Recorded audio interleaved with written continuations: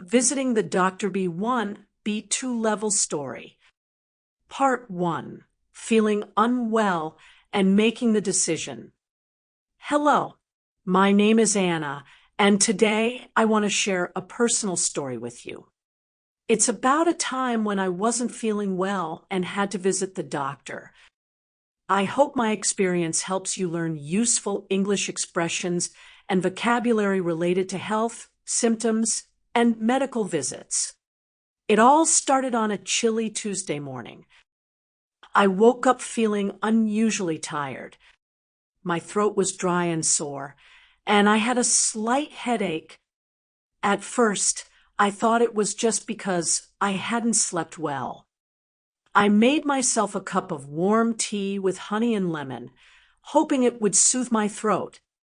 I sat by the window, sipping slowly, watching the rain fall outside. It was peaceful, but I couldn't ignore the discomfort in my body. As the morning went on, I started to feel worse. My head was pounding, and I had chills even though I was wrapped in a blanket.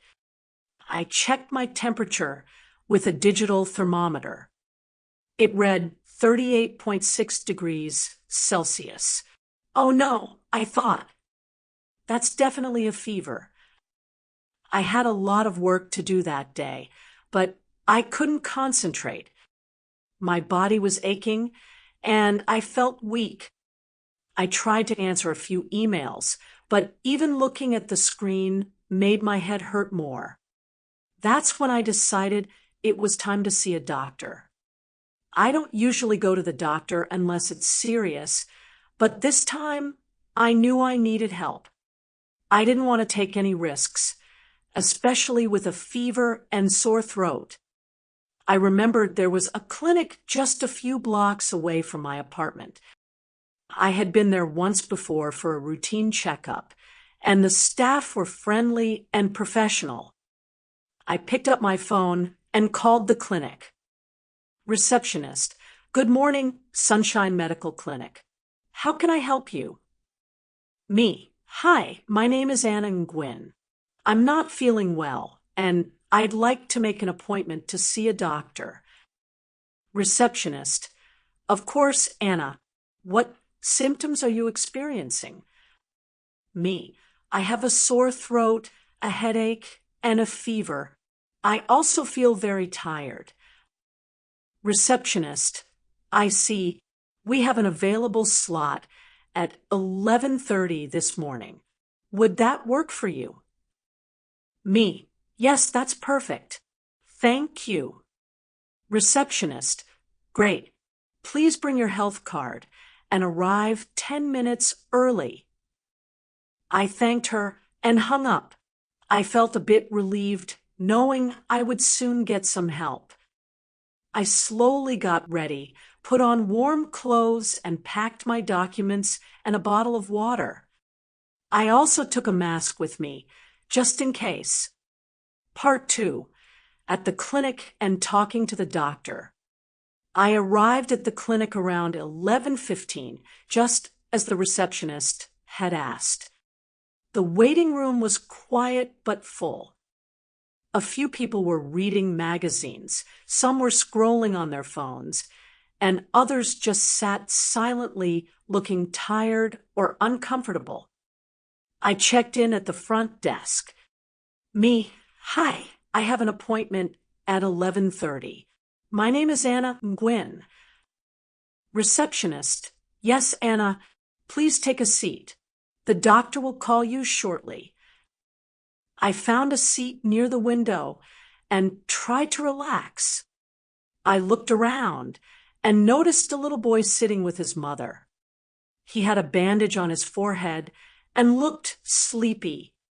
An elderly man was coughing softly into a tissue.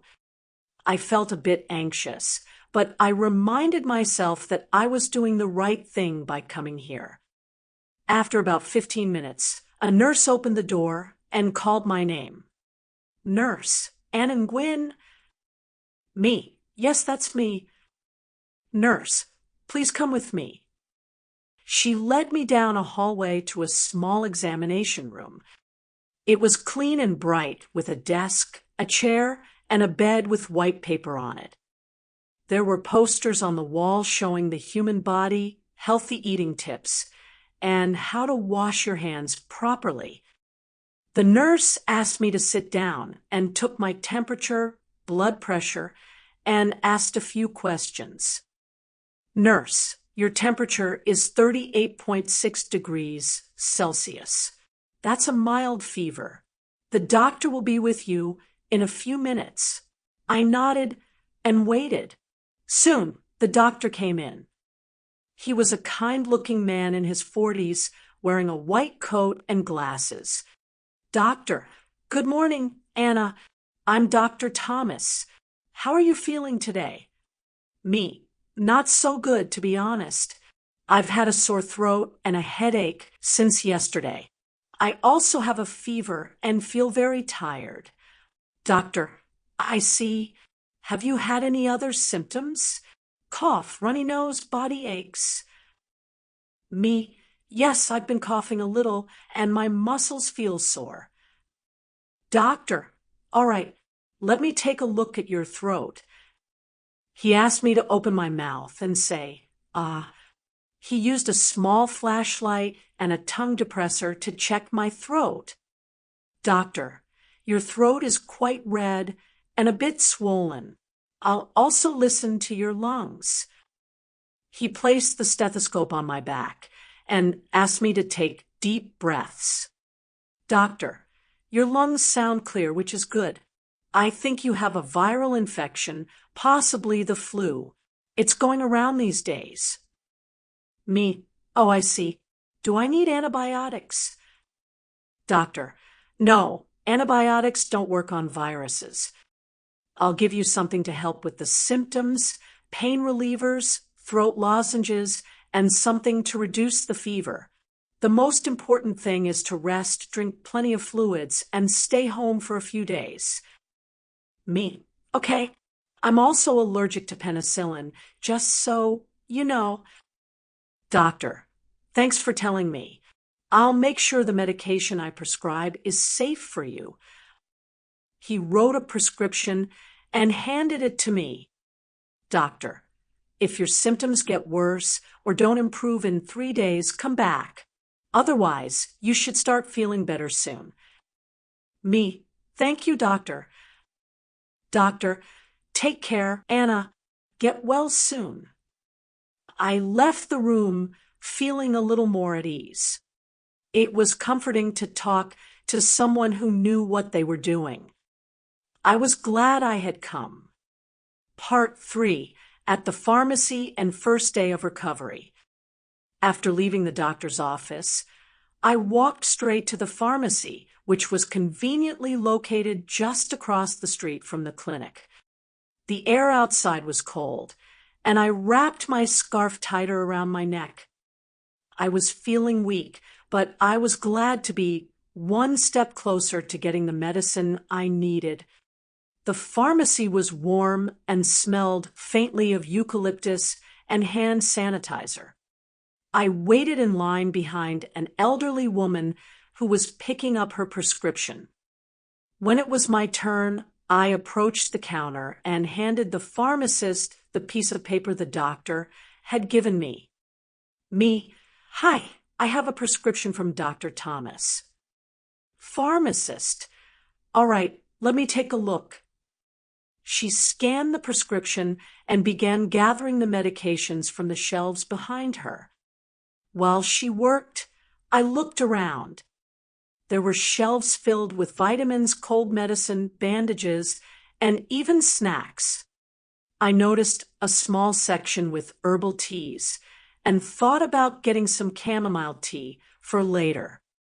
Pharmacist, here you go. These are your medications. You have paracetamol for the fever and pain, throat lozenges, and a cough syrup. Take the paracetamol every 6 hours if needed, but no more than 4 times a day. The lozenges can be taken every 2 to 3 hours, and the syrup should be taken twice a day. Me, Thank you. Are there any side effects I should know about?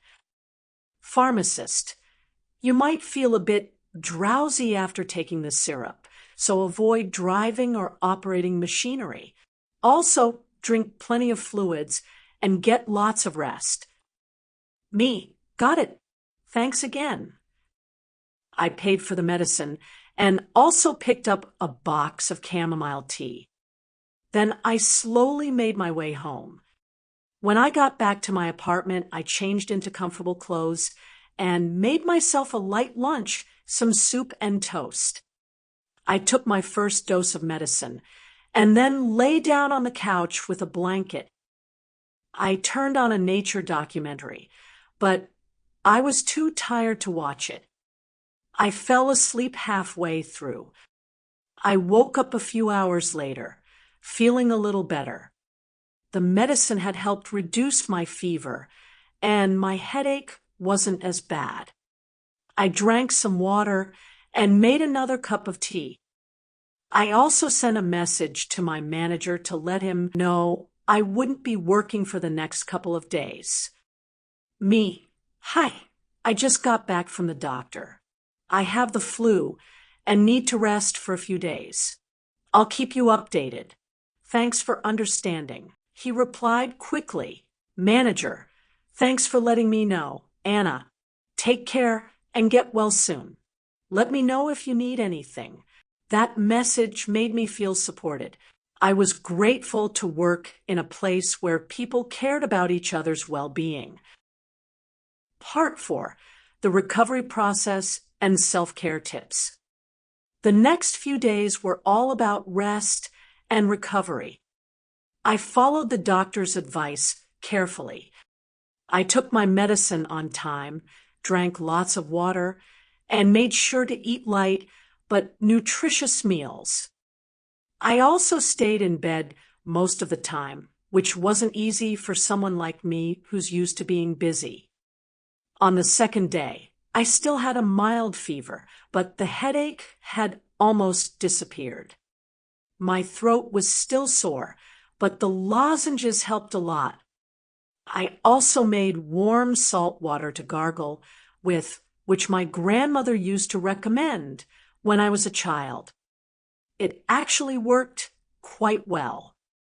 To keep myself entertained, I listened to audiobooks and watched a few episodes of my favorite series. I avoided using my phone too much because the screen made my eyes tired.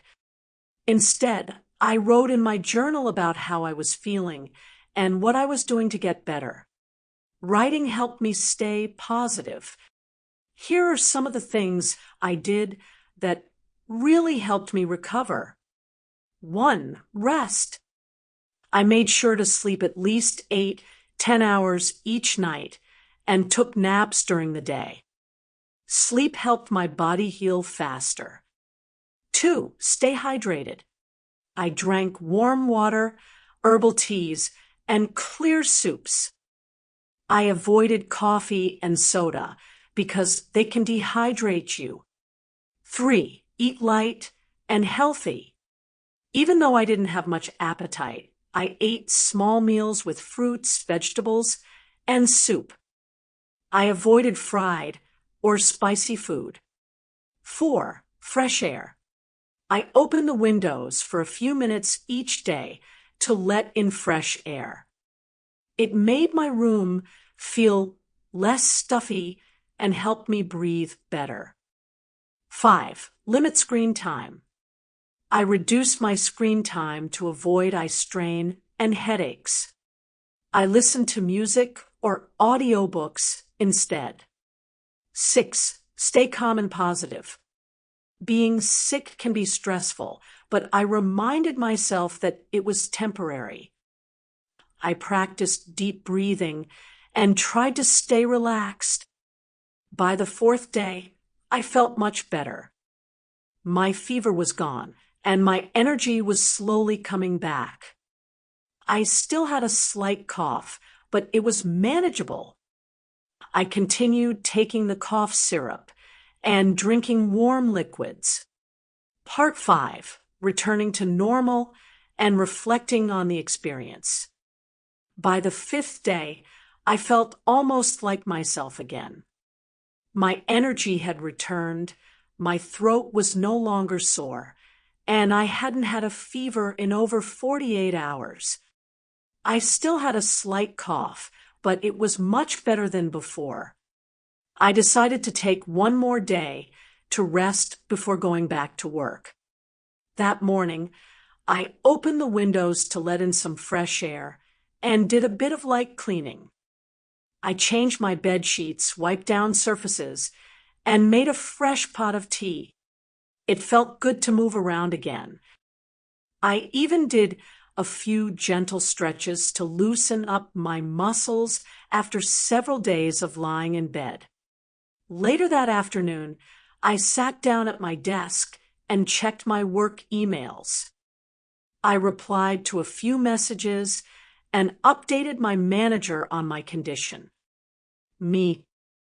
Hi, just wanted to let you know I'm feeling much better now. I'll be back to work tomorrow.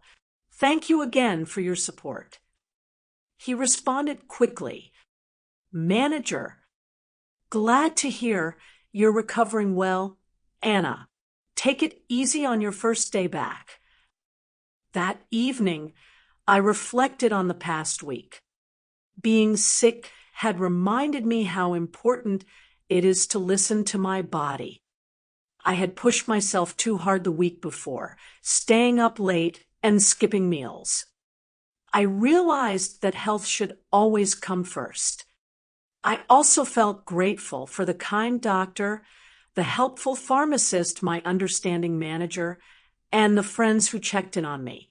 Even though I had been alone at home, I never felt truly alone. To help others, I decided to write a short blog post about my experience. I included tips for managing flu symptoms, how to prepare for a doctor's visit, and how to take care of yourself during recovery. I shared it on my social media, and several friends thanked me for the advice. Part 6. A follow-up visit and final thoughts. A week after my first visit, I decided to go back to the clinic for a follow-up. Even though I felt much better, I still had a slight cough, and I wanted to make sure everything was okay. I also thought it would be a good idea to get some advice on how to avoid getting sick again in the future. When I arrived at the clinic, the receptionist recognized me and smiled. Receptionist. Hi, Anna. Nice to see you again. Feeling better? Me. Much better, thank you. I just have a follow-up appointment with Dr. Thomas. After a short wait, I was called in. Dr. Thomas greeted me warmly. Doctor, Anna, you look much better today. How are you feeling? Me. I feel great, thank you. The fever is gone, and I have more energy. I just have a little cough left. Doctor, that's normal. Sometimes a cough can last a bit longer, even after the infection is gone. Let me check your lungs again. He listened to my breathing and checked my throat. Doctor, everything sounds good. No signs of infection. You're recovering well. Me, that's a relief. Is there anything I can do to avoid getting sick again? Doctor, yes, definitely. Here are a few tips. 1. Wash your hands regularly. Use soap and water, especially before eating or touching your face. 2. Avoid close contact with sick people. If someone around you is coughing or sneezing, keep a safe distance. 3. Eat a balanced diet. Fruits, vegetables, and whole grains help keep your immune system strong. 4. Get enough sleep. Try to sleep 7-8 hours a night to help your body stay healthy. 5. Exercise regularly. Even light exercise like walking can improve your overall health. 6. Stay hydrated. Drink enough water every day to keep your body functioning well. I thanked him for the advice and promised to take better care of myself. Before I left, he reminded me to come back for my annual checkup in a few months. As I walked home, I felt proud of myself. I had taken responsibility for my health, followed the doctor's instructions, and recovered well. I had also learned a lot, not just about medicine, but about how to listen to my body and take action when something feels wrong. This experience taught me that visiting the doctor doesn't have to be scary. In fact, it can be a positive and reassuring experience. I hope that by sharing my story, I can help others feel more confident about taking care of their health and using English in real-life situations.